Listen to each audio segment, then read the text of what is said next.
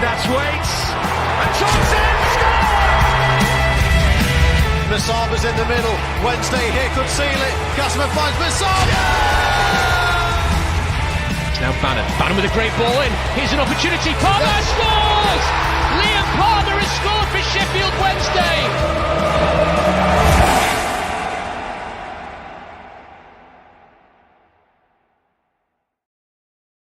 Hello and welcome all to the Wednesday Till I Die podcast. I am Matt Johnson and you join us for a special speaking and talking everything Independent Football Regulator. And who better to join us to speak on this topic than the MP who has been at the forefront of this discussion, Mr. Clive Betts. Clive, first off, how are you? You okay? Yes, I think I'm okay. Probably better than the state of Sheffield Wednesday at present. But let's hope that will improve very shortly. I was just going to say, I'm pleased that you've touched on it. Just before we get into all of the stuff surrounding the football regulator, Clive, what a summer, eh? What a summer for Sheffield Wednesday. Yes, I can't remember many worse ones. I suppose, being relegated to the third tier on 2 or 3 occasions haven't been great. I remember the time way back in the 1970s, I think, when we went, was it 10 games without scoring a goal? So there have been moments in our history which haven't been great, but just the uncertainty and the complete chaos. I've never seen anything like this. It is. Let's say it's keeping everybody on their toes. Let's be friendly about it and say that. But it is, yeah, it is. You're right, Clive. I obviously haven't been supporting Wednesday as long as yourself. I can't remember a summer like this or a time like this. It's desperate, isn't it? Because normally there's some form of stability in the club somewhere, whether it be in the boardroom or the manager on the pitch. Something looks like it's working. I mean, this summer looks as though every single bit of it has fallen apart. Mainly down to the financial situation, but that obviously has hit through to the manager. We're not quite what's going on there or what's been going on. And of course now the players, which appear to be a free-for-all for them being sold off at any price anyone will give the club. Now that may be unkind, but it looks like that from the outside. Yeah, no, I don't think anybody can disagree with you with that, Clive. The thing that always puzzles me about it is the speed at which it seems to have fallen apart and disintegrated, because it seems not that long ago that actually we knew that there were issues, but we didn't quite know how deep-rooted they perhaps were or how the severity of them. It's the speed that it seems to have just dismantled over a summer. It's bizarre. Yeah. I mean, obviously, the underlying problems have been there for some time, and I think it's the fact that they've been hidden from the supporters is one of the real gripes people have. The owner must have known he had financial difficulties. If you look at, I think Rob Brooks from the supporters group's done a really good analysis of Chansiri's companies in Thailand. They're losing money. So the idea he's got all this wealth in Thailand and he's been funding the club through it for the last few years, I don't think has been true. So where has his money come from? Maybe he had some money when he began, or in the meantime, and I've said this in the House of Commons on more than one occasions, I think there are questions about, therefore, where the money has been coming from to fund Wednesday for the last few years. Has it come from borrowing? Who's he borrowed from? What are the conditions of the borrowing? And are there conditions linked to the borrowing that mean those people who lent the money have now got to say in how the club is sold? I mean, there are some big issues there, which unfortunately the EFL doesn't have a deal of authority to move in to ask questions about. They are asking questions now, but Mr. Chansiri has had to produce business plans for the last few seasons. Shall we just say, I can't imagine those business plans were completely open about what his situation was. Yeah, I would tend to agree with you there, Clive, if we're going off anything to do with the accounts and how well hidden things are, because it used to be that Sheffield Wednesday produced an accounting document that used to be broken down into several different portions and lots of different areas. And my understanding is that has it's changed substantially in Mr. Chansiri's time, and there's now very little information that can actually be gleaned from them, really. Well, that's a fundamental problem with the current system. Owners are supposed to produce this business plan. It's unclear how thorough the EFL are at exploring with the owner the substance of that plan. Have they explored at all? Where his money's coming from? The fact that his companies aren't making a profit. Therefore, has he got private source of wealth which are different to that? We don't know. I mean, my understanding is that we've got this engagement panel, which is handpicked by Chancery to represent the fans in some form. It just hasn't got into these details. When they've asked to been given information about the business plan, he's basically said it's none of your business. Well, it's very obviously is all our businesses now. And the EFL, I'm sure, are going to explore this because you're right. How has it got from a situation a year ago where it appeared that everything was okay? It appeared that while there were major challenges about the lack of investment in the ground, for example, at least the day-to-day running of the club was being funded. And suddenly that's fallen off a cliff. Yeah, I would tend to agree with you, which is where I suppose we come on to the topic of this discussion, which is for a while now, there has been cries from all different corners of the English football pyramid for an independent football regulator. You yourself have been a campaigner and a figurehead for it and spearheading really the discussion surrounding it. Obviously, in regards to Sheffield Wednesday and the wider Football League, you have, as you've spoken about previously, you've raised the issue in the House of Commons and you've spoken very, very passionately on the matter. First off, would it be all right, just for those who are a little unsure on what the football governance bill is, for just to give us a little bit of a spiel about what the actual bill itself is? Right, there are a number of aspects to it. Like much legislation, it's long and complicated, but there are some fundamental principles. One is to hold owners more to account. So to actually run a football club, you need a license. So to play in the Championship or the Premier League or even Leagues 1 and 2 and the National League, you're going to have a license. And you therefore, as an owner, are going to have to apply for that license. Initially, there will be, I think, an assumption that existing owners will probably be licensed unless there are particular doubts about them. Going forward, any new owner will have to meet a much stricter fit and proper person test and show that they've got the resources to run the club, that they've got the money to take the club forward for the next 2 or 3 years, and where their money comes from. Because that's a big issue.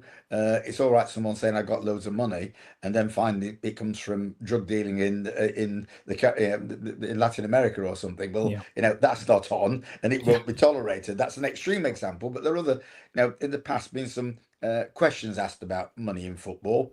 There are some money questions now about Roman Abramovich at Chelsea, and where his money was coming from.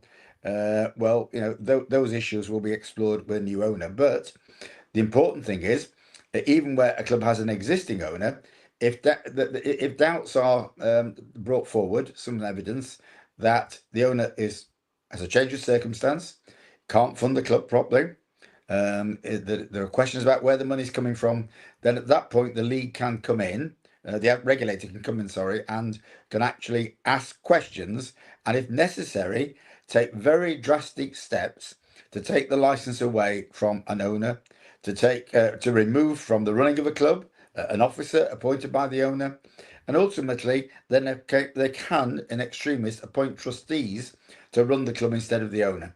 So they're pretty fundamental powers that don't exist for the leagues at present. The regulator will have powers to sort out bad owners who get themselves into difficulties and can't finance their club on an ongoing basis. In other words, exactly the Wednesday situation, the regulator will have powers to step in these circumstances. Yeah. I suppose just to go back and just touch on one of the points that you've raised there, and I know you've spoke around the topic, but the question, I suppose, is what problem is the football governance bill trying to solve? And why is an independent regulator the answer, I suppose?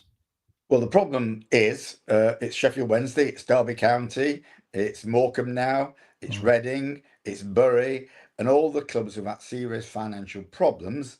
In extremis, Bury went out of existence and had to be reformed. Derby were on the verge of going out of business completely. Reading, came within a few days of going out of business. Now, Bury was a very small club, but a very old historic club. Reading and Derby clearly bigger clubs, and so Sheffield Wednesday, an even bigger club, many of us might think. And it's to stop clubs like that getting into such difficulties that they potentially can go out of business. So that's an absolutely fundamental object of bringing a regulator in. Why is a regulator got better at doing this, or ought to be better at doing that? Currently, the leagues who administer these rules, ultimately, and however good they are at it, they are a members club, and it's a group of members deciding how to punish other members. Sometimes it can mean they back off and don't really have strict enough rules. On other occasions, it looks as though, well, you're my competitor next season, I'll make sure you get punished for that. So it's both. They're not independent, they're not neutral, they're not always objective. Now, they try to be for the most part, but this is an independent regulator who is objective, is neutral, and operates to a clear set of rules with many more powers than the leagues have at present. Understood. So again, you've touched on this point in the introduction, kind of when you talked about the independent regulator and the governance bill itself. How will the regulator be different to the existing bodies? I'm thinking FA, Premier League, EFL. Will it? I suppose the blunt question here is, Clive, is will it actually have teeth? Oh, yes. I mean, the regulator can take the license away from the club and take the owner's ability away to own and manage the club. So, yes, absolutely, very fundamental powers. And that's a big challenge because you're cutting across here property law. If someone's bought a property, a club, it's their personal possession, although the fans might not like that very often. They see it as their club and they're right. But the actual ownership is with the person who bought it. The regulator has powers even to intervene there. That's very significant. Yeah, I think that is music to all of the clubs, not just not just towards Sheffield Wednesday, but to every club up and down this country. I'm sure there are several who have thought that their club perhaps is going the way of the clubs that you've mentioned there and above. And, it's been turned around, or a change of heart from an ownership, or there's been funding that's been found. But actually, it's often spoken about in wider football parlance, it seems, that outside of, the traditional top six, that actually you are one bad owner away from a situation that we find ourselves in currently. So I suppose in practical terms, how will the regulator prevent future financial collapses like the one we are seeing at Sheffield Wednesday, like you've mentioned the one at Bury, like the one that you've mentioned at Derby County and Morecambe? Well, the regulator's got powers to intervene. So the owner is aware that if they misbehave, certainly if they do dodgy dealings, if they are involved in illegality, the regulator can step in automatically and potentially take the ownership of the club away from them, take that license away. Without the license, the club can't play. So that's pretty fundamental. They can intervene where their attention is drawn to the regulator. Say that in the case at Hillsborough, the owner's running out of money. Pretty obvious, if he can't pay the wages, he's running out of money. His circumstances have changed. And as he's got to produce a business plan each year about not merely that year, but future years, if he suddenly can't pay the wages, he clearly hasn't given a truthful statement in the business plan. So the regulator can say, no, you're not a fit and proper person, you're not telling the truth. So there's a whole range of powers. How will it work? Well, I think to some extent, many of these things are going to be developed in the operating. What we have here is a law. It's words on a piece of paper. It gives powers to the regulator, significant powers, real powers. How the regulator chooses to operate them is in the end going to be a test of circumstances. And for the most part, the regulator won't want to take the ownership of a club away. They'll want to sit down with the owner and say, what can be done to put this club back in an even position where it can continue to operate. Now, that can mean lots of different things in lots of different circumstances. But, that's the ultimate, to say to an owner, it's your club, but you can no longer actually run it as it's yours. Yeah, which I think, again, as you've said there, I think the football regulator providing a chance to an owner or multiple chances to an owner is actually the right thing to do. I know there will be several Sheffield Wednesday fans and fans of other clubs who watch this potentially who are saying, oh, no, you can see it, you can smell it a mile off. But that's just, nicest will in the world, that's just not the reality, is it? No. It's just not the reality. You're going to have evidence and give the owner a chance to show that maybe the evidence initially produced for the regulator is wrong, that it's been misinterpreted, that he's got more information he can give, and ultimately there will be an appeal against the regulator's decision. So there's a proper and due process that you have to go through in these matters. But in the end, there are more teeth than there are in the current system. Yeah, which is really reassuring to hear as a football fan. Yes. I suppose you've again touched on it briefly here in terms of a newer or a revamped owners and directors test. Yeah. How does that work? And we're not looking for the minutiae in terms of actually, because as you've said, rightly so, that will be down to the regulators themselves. Yeah, it will. But how will it work, and why is this necessary now? Why is this necessary? Well, I think the number of times I've heard in football, how on earth did they let him become the owner of a club? Yeah. Couldn't they have seen this coming a mile away? Well, yeah, maybe you can't. I mean, when Chansiri took over, everyone said, oh, look at Thai Union Foods, look at John West Foods. They got masses of money, haven't they? I don't know how quickly people start to look at Chansiri's own companies and what he was worth. Yeah, so that's what the regulator's going to have to do. They're going to have to be a bit more than face value comments from the new prospective owner about how much they've got. So, yeah, how much have you got? Show us, prove it. Can you actually sustain this club going forward? Now, it may be that the owner hasn't got lots of money and the club can only run on the basis of its gate revenues and commercial revenues, in which case the business plan will have to show that. Now, that's a pretty simple question. I mean, it's not the regulator's job to go around saying, we want you to go out and raise another £20 million to buy a new centre forward. I don't think those conversations are going to happen, but it is about showing that you actually have the resources to run the club. It's one of the big issues, and we can probably come on to this in a second, is that clubs in League One and League Two are by and large really cash strapped. They're fairly small budgets, and many of them are sustained by local businessmen who keep them running. Championship clubs, by and large, are in a different position because many of them are trying to get in the Premier League. Yes. And how do you get there? You spend an awful lot of money, sometimes money you haven't got, to bring in players and hope you can get there. I mean, there is the story, I think, of the Aston Villa Derby County game a few years ago, where Aston Villa beat Derby to get into the Premier League. Aston Villa made millions and Derby virtually went out of existence on that one game. And clubs gamble basically with their futures on that. Now, that's another issue, is to stop clubs doing that and simply spending money they haven't got in the hope that things might get better. But then the further fundamental part of the legislation is to allow for redistribution of the money in football. So all the masses and masses of money that the Premier League have got, some of it can be redistributed down the football pyramid. Help League One and League Two clubs and the National League clubs who clearly haven't got anything like the resources of their big brothers, but also trying to deal with this cliff edge, this gap between the Premier League and the Championship, which encourages Championship clubs. All of them basically are in debt and are spending more than they're earning.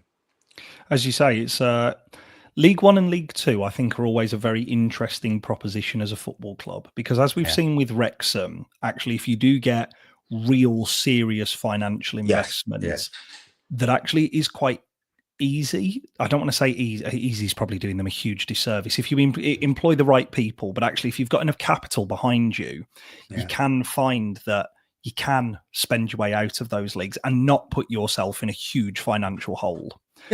When you get to the Championship, as you've rightly said, it's a rat race because of the prize that's offered. And Sky use it as an advertising tool, don't they? Like Sky use it and build the Championship playoff final as the £100+ million game. Yeah, absolutely. And it's intrinsically linked to the money.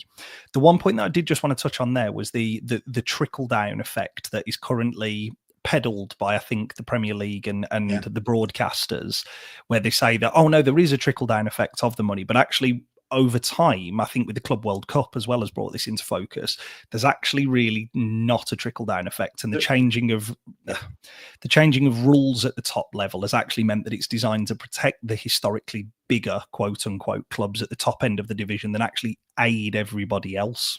Well, there's two issues there. I'll deal with that little point there about within the Premier League, there are disputes. And one of the reasons why we've got the football bill through is that the EFL have done a brilliant job of arguing the case for the Championship, League One and League Two clubs. An absolutely brilliant case. They've all stuck together. And there are some interesting owners, shall we put it, in some of those leagues. To get them all to agree regularly to support this legislation has been a real challenge. So Rick Parry and his team have done an absolutely brilliant job.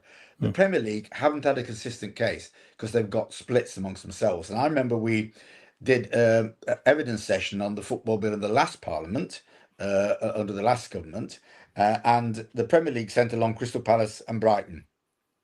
And all they did was gripe about the Manchester Cities and Chelseas and Arsenals taking all the money.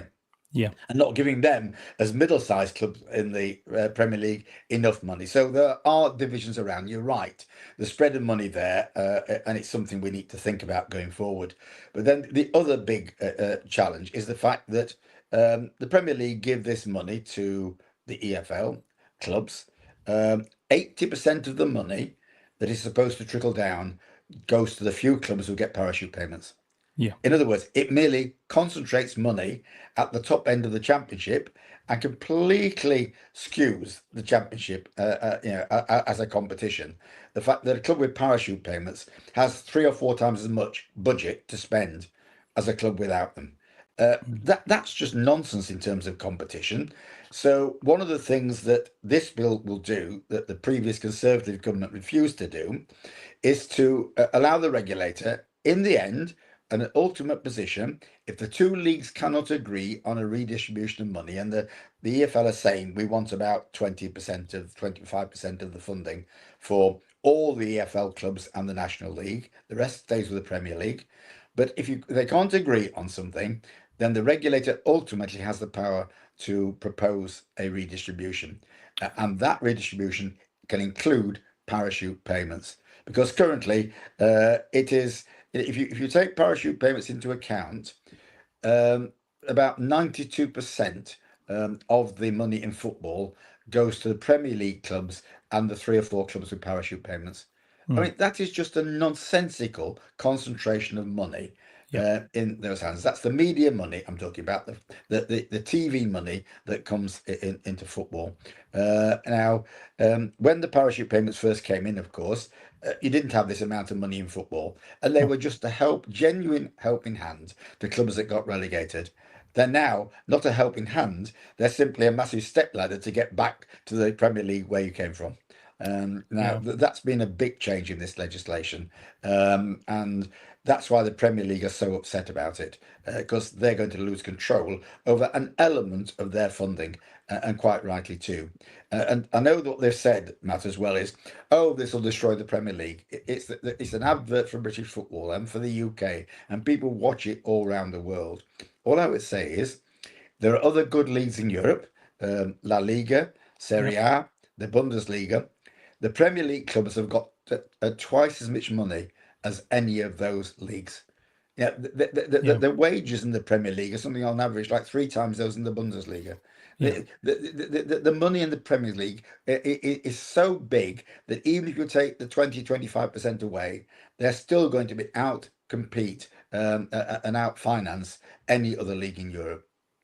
And if I'm not mistaken, also just because you've touched on the obviously where the primary source of the funding is, which is the television money. Viewing figures across the Premier League are actually down this year, and I would argue that's down to the competitive nature of the league. Is that the league isn't competitive? The 3 newly promoted clubs who come up at this point in time, we've seen it the last 2 years, don't stand a hope in hell of staying up at the minute. Well, absolutely. And it's not just they didn't stay up; they were a mile away. They weren't even in the races 6 games before the end of the season, were they? And that's and it's getting like that. You've got that at the bottom end. The top end, you've got the massive parachute payments. Yeah, and people are sort of shrugging their shoulders. And you look at the cup competitions. Right, changes one or two occasions. I mean, this year Crystal Palace did win the FA Cup, but yeah, I can't remember in the last few years how many times Arsenal played, Chelsea played, Man United played Man City. It's just the same clubs. Yeah, I'm old enough to remember when there was a whole variety of clubs. I mean, every cup final was different to the previous one, and the game was genuinely competitive, and clubs could come up and compete at the highest level with more limited resources. That's changed, but at least this bill will do something to rectify that concentration of resources. Yeah, and correct me if I'm wrong, Clive, that's always been this country's unique selling point when it comes to this wonderful game, is the Yeah, competitive yeah. nature of the pyramid, like a Well, genuine yeah, pyramid system. absolutely. We used to laugh at Scotland, didn't we? Oh, Yeah, it's Celtic or Rangers or Rangers or Celtic. Well, it's a bit like that now, isn't it? yeah, It's Man City or Liverpool or Chelsea or Arsenal. And it's a shock when somebody else gets in the top four these days. yeah. When Yeah, Aston Villa did it, not this yeah, season just gone, but the season yeah, before, it yeah, was, oh, what a wonderful achievement. yeah, But what actually people didn't do, aside from say that, was scratch the surface and go, Aston Villa now have to sell all of their top assets to actually yes, meet the profit and sustainability regulations that are in the yeah, Premier League. It's just it's a never-ending yeah, circle of yeah. to protect those top clubs. But we could digress on that for hours, Clive. We could. I suppose next question then for you is more surrounding the fans, because you've Yeah, mentioned fans often see themselves, and I always go back to the actual definition of a fan, which is short for fanatical. They always go back to, it's our club, and that's a yeah, feeling, not a financial investment. It's an emotional yeah. investment that somebody makes over their lifetime. A football club, you don't choose your football club, a football club chooses you, all of that type of jazz.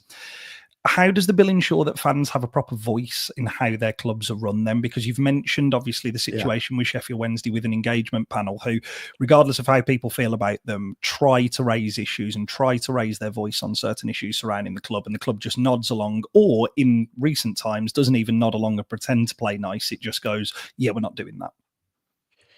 Well, you're absolutely right, and fans can't just walk away and have another club, can they? That's not Correct. what life's like. You can change your washing powder if it doesn't wash the clothes clean, but if your club loses several games and gets relegated, you don't go support the team down the road.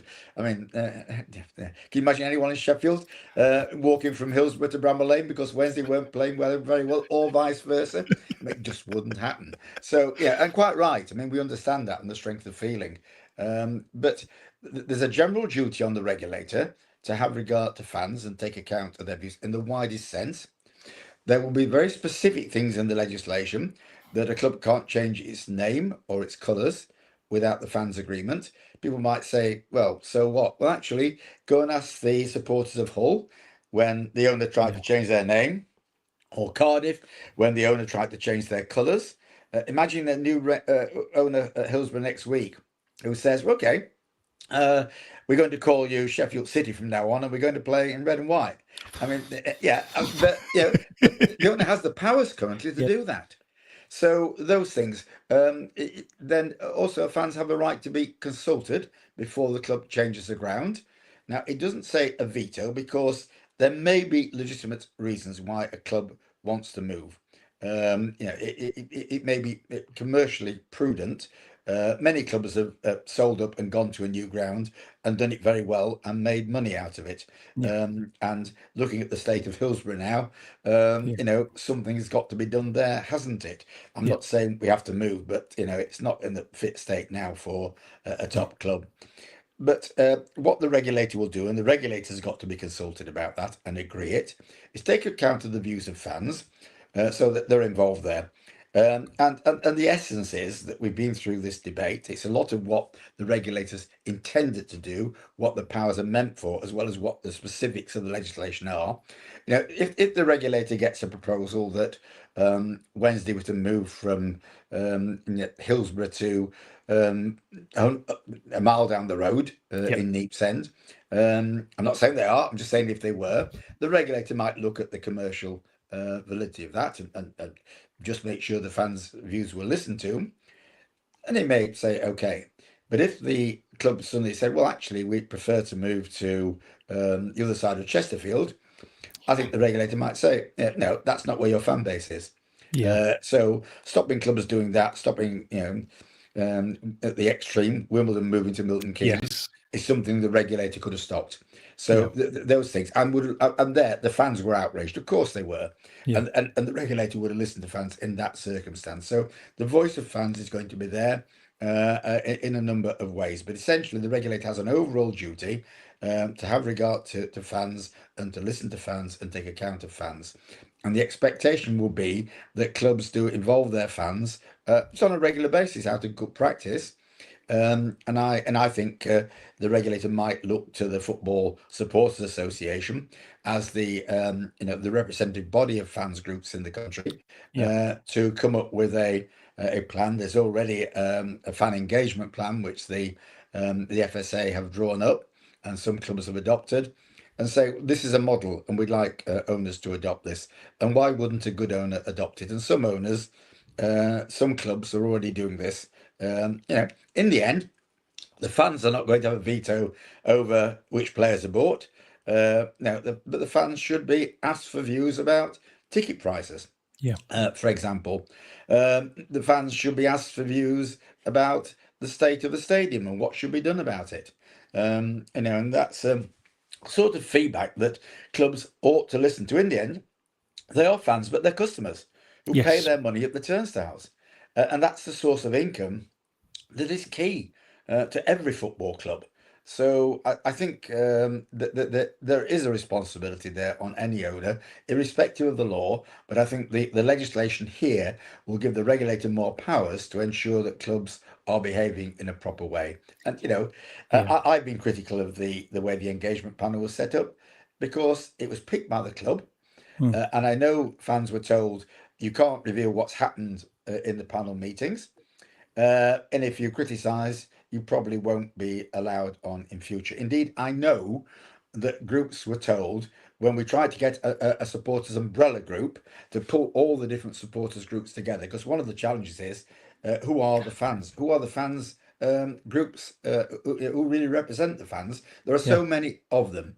And we tried to get, a few of them came to meetings and we tried to discuss going forward. There's no agenda. There was no anti-Chancery, pro-Chancery. It was how can we pull the fans together in one representative body? And the club told people, if you go to the umbrella group, you can't be on the engagement panel. Well, I'm sorry. That is not fan involvement. That is the club choosing who they want to listen to or actually talk to. I think is a more relevant description of what happened. Yeah, I think that's a fair comment. You've mentioned it a little bit, and I can imagine that there are certain factions within the English football pyramid surrounding the Football Governance Bill. Have you faced resistance from within, whether that be football clubs directly, whether that be ownerships, and how have you dealt with it? Oh, the Premier League's hated it. The Premier League campaigned against it. One time the Premier League thought, because of their international status, they could walk into number 10, not even to the sports minister, but number 10, and say what they wanted, it would happen. Now, that's clearly not happened for them. They've put receptions on in the House of Commons. They've probably given some of my colleagues invites to games. Now, we've all had invites to football matches at various times, those of us who are interested in football, but it's been looked a bit obvious in some cases that they were trying to, I won't say it isn't bribery, it's trying to, because what you do at a football match, you sit next to someone for 90 minutes and probably a meal beforehand, you talk to them, you try and get your view across to them. You've got a conveniently sitting audience who's got no choice but to listen to you. And that's what they tried to do. They tried to do that in a pretty ham-fisted way on occasions, but they were used to getting influence in that way. So they tried to stop the bill altogether. Then they tried to exclude parachute payments from it. That happened under the last government. The parachute payments weren't in the bill at all. They were absolutely specifically excluded. So you could redistribute money, but you couldn't touch parachute payments. Then they had a go in the House of Lords this time, where they put down hundreds of amendments. And Karen Brady, who's the I think it's the chief exec of West Ham, Yeah. talked and talked and talked, along with a few other Conservative peers, to try and basically slow the bill down. So they've tried that. They've tried now to lengthen the period of time before redistribution can happen.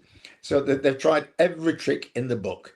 They've virtually given up now, I think, because they recognise that the bill is going to go through with parachute payments in and the determination that the distribution of football is on the agenda.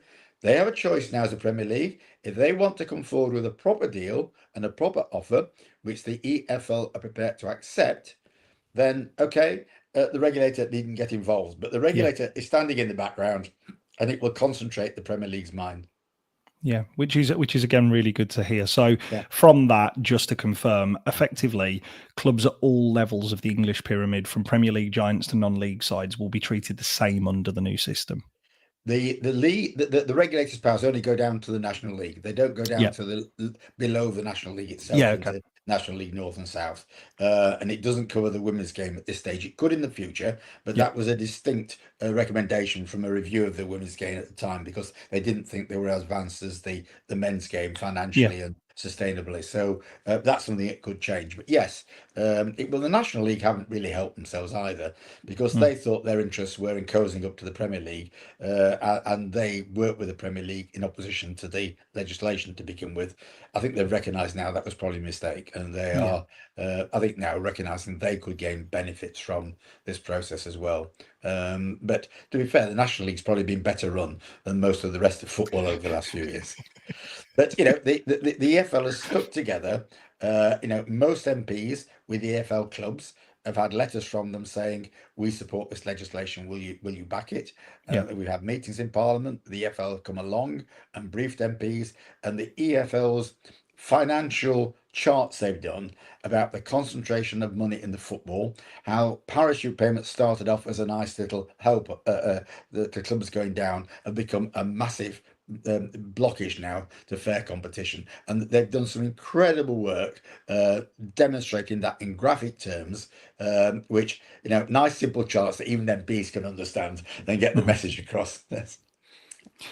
Okay, so just before we start moving on towards more sort of the future and kind of like hope for the future, the regulator then, from the discussions surrounding the redistribution of wealth that we've been talking about there, and we've talked about the parachute payment, so I won't go back into that, but is the regulator then empowered to push for a more equitable redistribution of football's wealth, or is the ideal solution for that left to the leagues to sort out amongst themselves, and the regulator almost sits back, acting a little bit like a referee, if that makes sense? Well, that would be the first choice. That's what the legislation says. It says to the leagues, you have a go at it. Well, actually, the leagues have been having a go at it now for many, many years now. Yes. We're in this position both because the leagues have failed to agree a redistribution amongst themselves, because in the end, it's the Premier League saying, how little can we give you? Because they've got all the money. So it's not an equal discussion. So that's been a failure. And the other thing everyone can see, I think, there's been a failure to keep clubs financially solvent, both from not overreaching at one level or simply running out of money at another. So the leagues have failed in two regards. The EFL is the first to admit that in the case of Reading, for example, recently, they would have lacked powers to intervene more forcefully and earlier in an owner there who was basically letting the club go to rot. So the EFL are very supportive of the regulators' new powers to deal with bad owners. Yeah, which is reassuring to hear. We obviously, James previously has recorded with the Sell Before We Die fan group at Reading, and they had spoken at great length and obviously very passionately about the want for the EFL to step in earlier. But as you've rightly said, the EFL is currently hamstrung by they're able to effectively carry out the legislation, but it's not them who sets the legislation. Whereas in this case, as you've said, that independent football regulator will have powers that effectively fans of all EFL clubs have been crying out for years, which is good, really, really reassuring to hear. It is, because you're right. The EFL's rules at present are, in the end, agreed by the very owners of clubs who the rules are supposed to hold to account. Yeah. So they're not too keen on too strict rules in many cases. No, it feels like hens guarding the chicken coop here a little bit. Okay. Moving forward then and thinking positively about the future, what does success look like in, let's say, 5 years' time if the bill and the regulator work as intended? Oh, there is a fairer distribution of money throughout football. To some extent, that also depends on the leagues. So in the Premier League, they're going to still have most of the money. So how do they redistribute it amongst their own clubs? It means that there won't be this cliff edge between the Premier League and the Championship. It means that parachute payments will probably still exist to an extent because clubs need some help when they drop out of the Premier League, but the scale of them, the amount of them will drop off. With the extra money going to Championship clubs, with the Premier League distributes, that should close the gap between relegated clubs and those in the Championship. More money going down to League One and League Two. So some of those clubs on fairly small budgets, yes, often with a fairly small gate as well, are going to have a greater ability to sustain themselves going forward. Yeah. So all those things, it will mean, I think, success, that we haven't had any clubs go out of existence. We haven't had any clubs get to the parlous situation that Wednesday are in now, or that Reading have been in until shortly, that Derby were in previously, that clearly that Bury ultimately went out of business, that none of those things will happen going forward. And the regulator will be, hopefully initially, a voice in the background that means owners behave themselves properly, and then has the power to intervene at an early stage before things get to crisis point. That'll be a test of how well the regulator does. Can they see a problem coming? Can they discuss it with the club? Can they head the problem off? If not, can they take action to get the problem to stop the problem becoming to a parlous state where clubs' whole financial viability is threatened? Because that effectively, from outside looking in, Clive, and I know obviously you've been right at the eye of this storm, so to speak. Yeah. It looks to me as if this is, without wanting to kind of like dumb it down to too much, this is an additional safety blanket for everybody. If used correctly in terms of a football regulator is there in the background and is able to start prompting clubs and owners to behave correctly. Absolutely. And I talked about more money coming down to the Championship, and that's all that happened. No, let's be clear. There'll be some Championship clubs say, "Oh, that's great, we got more money to spend," and they'll blow that as well in a completely wrong way. But there's a lot in this bill. I mean, you were asking me before what was on my lap. I mean, that's the bill. There's an awful lot of clauses in it. There's 127 pages. So we've talked a bit tonight about them, but not gone into any of the detail. I mean, this specifies in great detail the powers the regulator has, what he's got to look at, what action he can take, how he's got to act to try and head the problems off, how the rights of owners still exist to appeal against decisions. And this will be, I think, it's the first one of its kind in any league, I think, in the major competitions. So it's a first. We're leading the way in this country. Perhaps we're having to because of the problems we've got. You don't tend to get the same problems in Germany, whereby there's a different sort of club ownership. But we've got the system we've got, and this helps to try and ensure that it is properly managed. I'm sure the regulator doesn't want to have to go in and feel he's the manager of every football club in the Premier League and the Championship.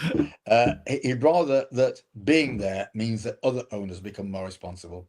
Yeah, which I think is an ideal situation for all involved.